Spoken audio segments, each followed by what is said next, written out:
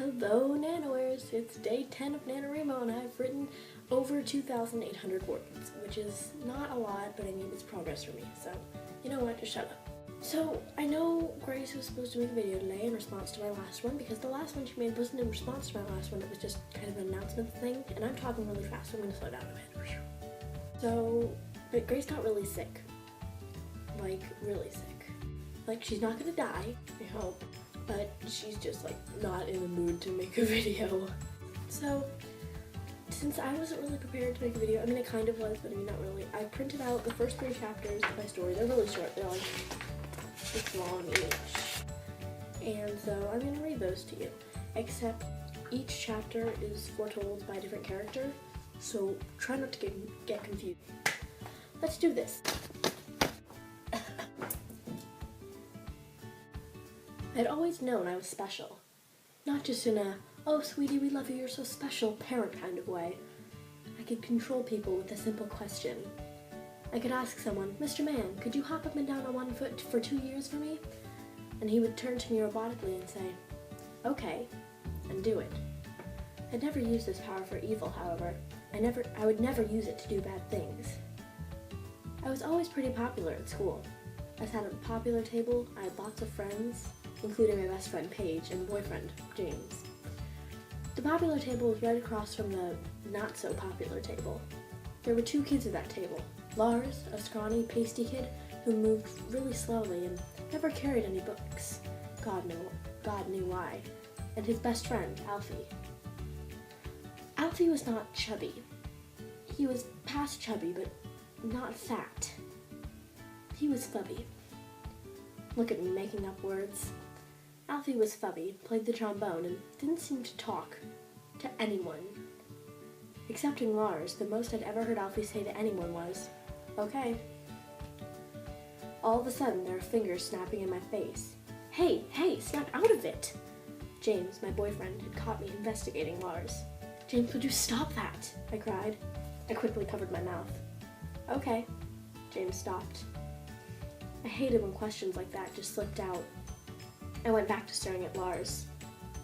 Why did he never carry any books? Why didn't he run or at least walk at a normal pace? I turned to Paige. Did you ever wonder about Lars Miles? I asked her. Now keep in mind, Paige was not the smartest knife in the drawer. Paige was not the sharpest knife in the drawer. When asked questions in class, she would always say something random like 4 or placemat. I wonder what went on inside her head sometimes. You mean the one who's friends with the fat kid? She replied. I nodded. I don't know, I never really thought about it. But now that you mention it, he is wearing a blue shirt. That's weird. With that, Paige went back to eating her carrots. So while I was reading this, I noticed a lot of typos that my iPad autocorrected while I was typing on it, so there's that. I'd always known I was special. I was strong, like lift up a train strong. And I was fast, like faster than the fastest car ever. I was afraid though, afraid that people would find out, and they would ostracize me. So I never carried books and never moved quickly, in hopes that people would think I was too weak and slow to run or lift weights, just in case. I was trying to sit down slowly, a skill that I haven't mastered, even after a couple of years of this, on a normal Wednesday at lunch, when I spotted something odd. Margot was looking at me. Margot was looking at me and she shunned her boyfriend to look at me. I was looking at Alfie, who was looking at me, trying to act nonchalant as Margot looked at me. I looked behind me at Margot, checking to see if she was still looking at me. To my relief, she was talking to Paige. I turned back towards Alfie, who was staring, his mouth open at the popular table. Alfie, I said. Alfie, dude, look alive! He came to, his face looking paler than usual. See, Alfie was afraid of girls. He hadn't spoken to one since 4 years ago. I looked back over to the popular table. Margot was looking at me. Eventful so far. I'd always known I was special. Climbing was my strong suit. Not your average rock climbing, though. The kind of climbing that Spider-Man does. Run up a building kind of climbing. People had always assumed that I was the unathletic fat kid. They assumed correctly, yet with climbing I was a whole other person. It was just a normal Wednesday when I noticed something not right, out of the ordinary. Then I saw it. Margot was looking at me. Okay, she was looking at Lars, but at first it looked like she was looking at me.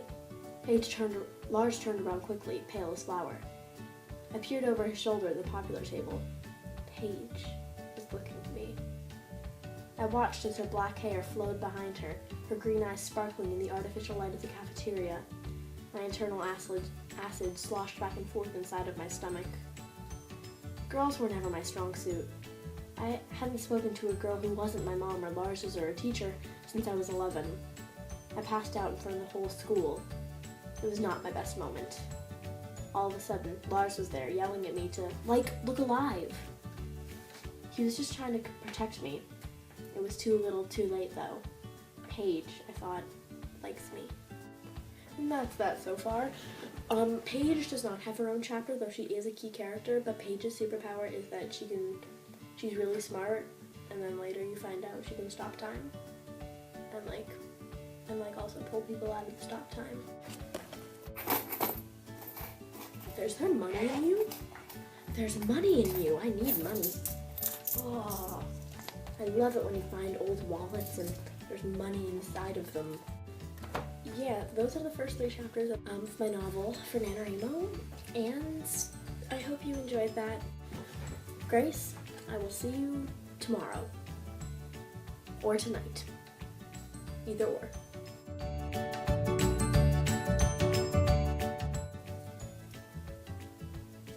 Family. I was afraid though. Motorcycle.